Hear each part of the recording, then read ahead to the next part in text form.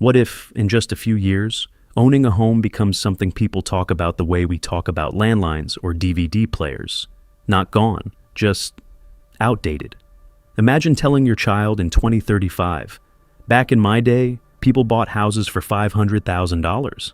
And they look at you the same way we look at someone who says they bought land for pennies decades ago. Because here's the uncomfortable truth. A $500,000 house in 2026 isn't just expensive. It's quietly becoming unreachable for the majority of people. And not because people suddenly became bad with money, but because the game itself has changed. Let me tell you about two people, not billionaires, not influencers, just ordinary earners trying to do the right thing. First, there's Samir. He did everything he was told would work. He got a stable job, avoided debt where he could, and saved consistently. Nothing dramatic, no risky investments, just discipline. Every month, he set aside a portion of his salary into a savings account labeled Future Home. No shortcuts, no big financial wins, just steady progress. Then, there's Oisha. Same salary range, same city, same starting point. But Oisha didn't think about a house immediately. She focused on flexibility. She changed jobs more often, negotiated aggressively, and invested in skills that increased her income faster. Instead of saving for a house right away, she invested in assets that could grow. Years passed. Samir looked at his savings account and felt proud. He had finally crossed a major milestone, a down payment.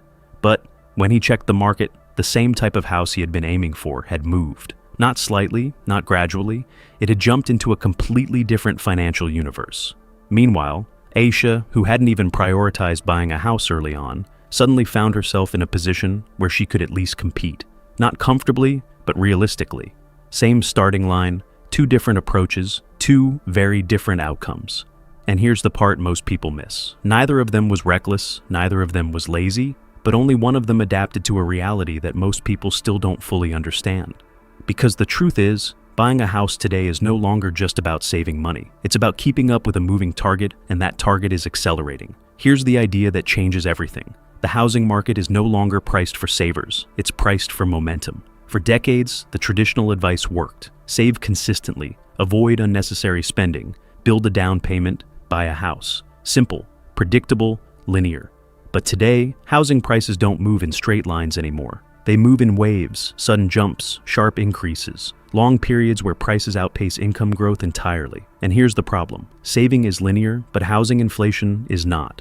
Imagine trying to climb a staircase, but every few steps, the staircase lifts itself higher. You're still climbing, you're still making progress, but the destination keeps moving faster than you. That's what's happening with $500,000 homes. If you rely only on saving slowly, fixed income growth, and traditional timelines, you're essentially playing a game where the rules have changed, but your strategy hasn't.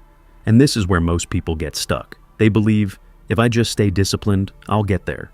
But discipline alone is no longer enough when the system itself is accelerating. In the past, people competed with other local buyers. Today, you're competing with dual-income households, remote workers earning global salaries, investors, institutional buyers, and people leveraging equity from previous homes. So, when you look at a $500,000 house, you're not just seeing a price, you're seeing a collision of multiple financial forces that didn't exist at this scale before. And this creates something deeper than just financial stress. It creates confusion. Because on paper, you're doing everything right, but the outcome doesn't match the effort. And that gap is where frustration slowly turns into quiet resignation. But this isn't a story about failure, it's a story about misalignment. Because once you understand that the game has changed, you stop blaming yourself for not winning using outdated rules. So the real question isn't, why can't people afford a $500,000 house?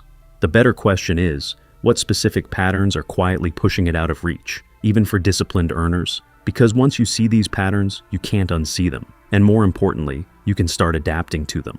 The first pattern is subtle, but it quietly changes everything. Income is rising, but not in the way people think. Most people assume that if salaries go up over time, affordability improves. But that's not what's happening. Income growth today is uneven.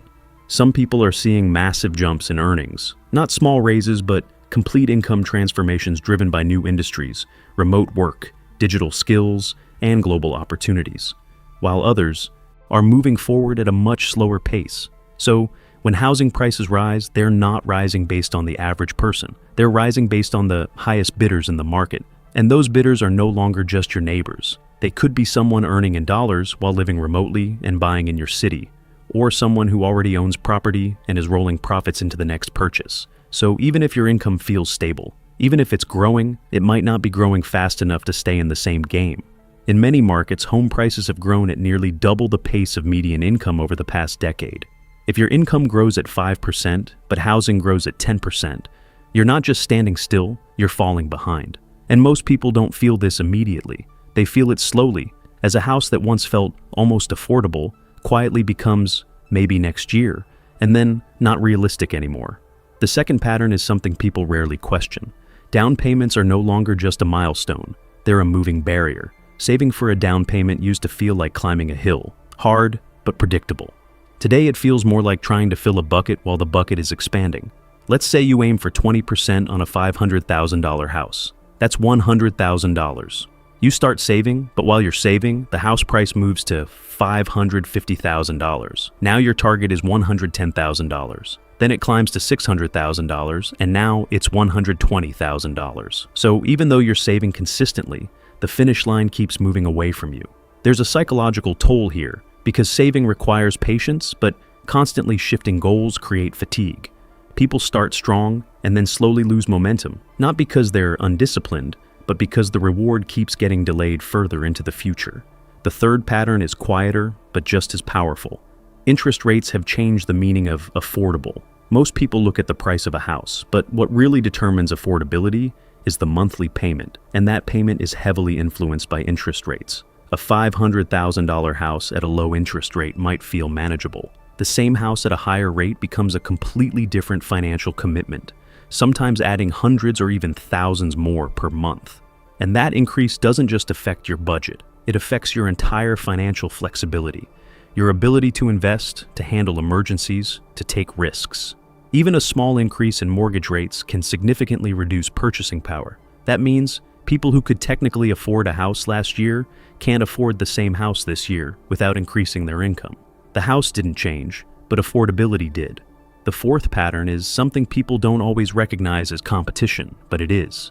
Investors, not just large corporations but individuals, are treating housing like an asset class. They're not buying homes to live in. They're buying them to rent, to flip, or to hold for long-term growth.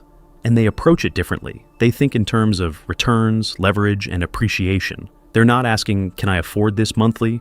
They're asking, will this asset grow?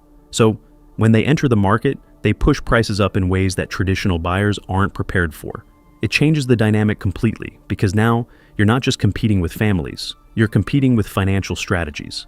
The fifth pattern is lifestyle expectations, quietly rising. Not dramatically, not obviously, but steadily. People today don't just want a house, they want a certain kind of house, in a certain location, with a certain level of comfort. And these expectations aren't random. They're shaped by everything people see around them: social media, peers, online listings, even casual conversations. Over time, the baseline shifts. What used to feel like a good starter home now feels like a compromise.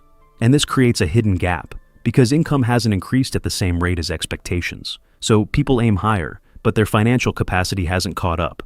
The sixth pattern is something behavioral economists call anchoring. People anchor their expectations to past prices. They think, this house was $300,000 a few years ago, so $500,000 feels too high. And emotionally, that's true, but the market doesn't care about past prices. It only cares about current demand and future expectations. So people hesitate, they wait, they try to time the market. And in many cases, waiting costs them more than acting earlier would have. Because while they're waiting for prices to come back down, the market keeps adjusting upward and the gap widens. The seventh pattern is something almost invisible: transaction costs. When people think about buying a house, they focus on the price. But the true cost includes closing fees, taxes, maintenance, repairs, and insurance.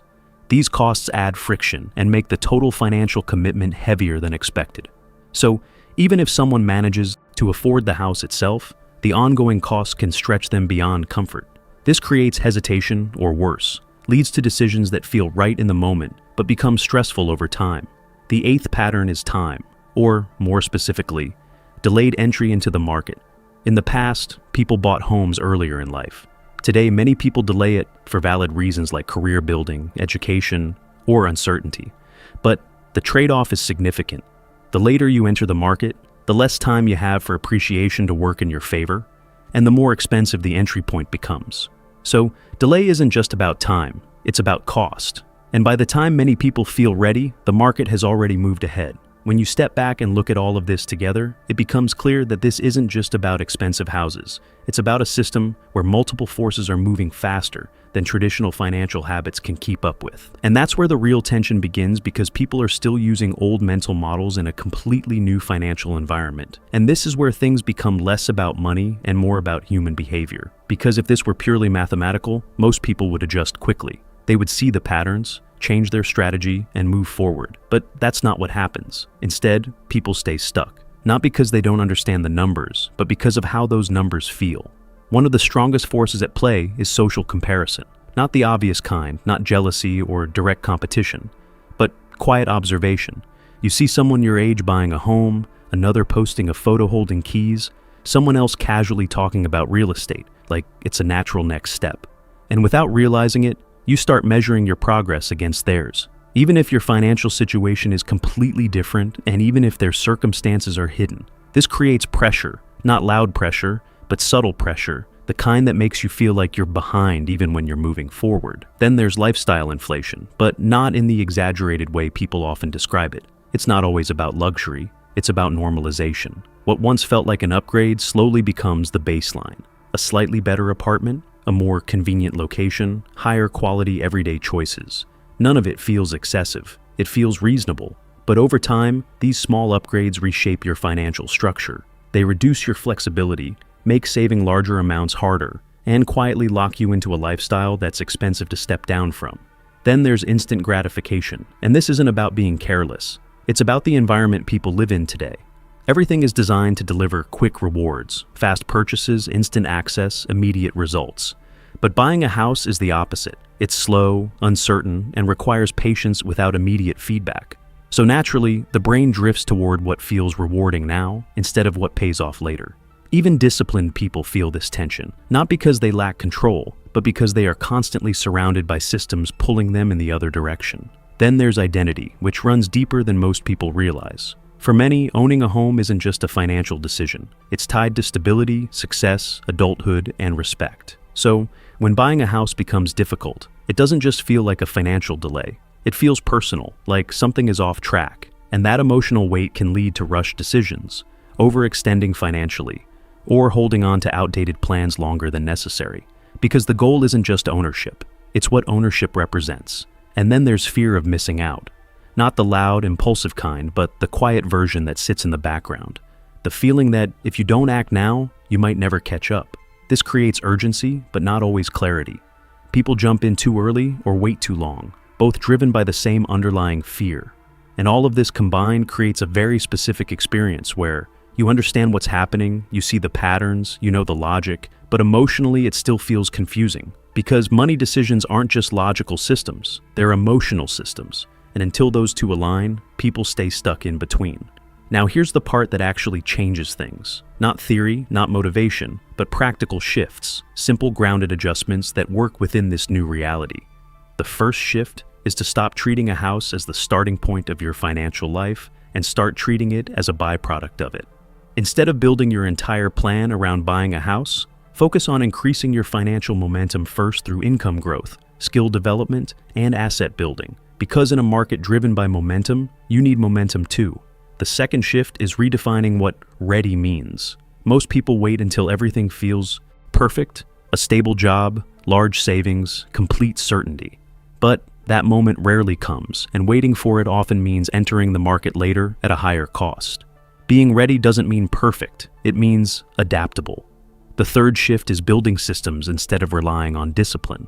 Discipline fades, especially over long periods, but systems don't. Automatic transfers, predefined saving rules, and clear spending boundaries create structure that works in the background so you don't have to rely on constant willpower. The fourth shift is separating housing decisions from identity. When you detach your sense of success from owning a house, your decisions become more rational and less emotional. You stop forcing timelines that don't match your reality and start choosing based on long-term stability instead of social expectations. The fifth shift is understanding flexibility as an asset, not a weakness. Renting longer, changing cities, exploring opportunities, these aren't signs of failure. They're strategic advantages in a world where rigidity can be expensive. The sixth shift is thinking in decades, not years. Most people approach buying a house with a short-term mindset, but housing is a long-term game. Instead of asking, "Can I buy this now?" a better question is, what position will I be in 5 to 10 years from now if I focus on growth first? That shift alone changes decisions completely. The seventh shift is acceptance. Not giving up, but seeing reality clearly. Once you accept that the game has changed, you stop trying to force old strategies to work and start building new ones that actually fit the current environment. And this brings everything full circle. That idea of a $500,000 house isn't just a number, it's a signal that the world of money has shifted quietly but significantly. The people who adapt to that shift aren't necessarily the smartest or the most disciplined. They're the ones who notice the change early and adjust without resisting it. Because in the end, wealth isn't built by following rules blindly. It's built by understanding which rules no longer apply and choosing your path accordingly. So maybe the real question isn't why a $500,000 house feels out of reach. Maybe the better question is, what kind of financial life makes it unnecessary to chase it in the first place? Because sometimes the real win isn't catching up to the market. It's building a life where you don't have to run after it at all.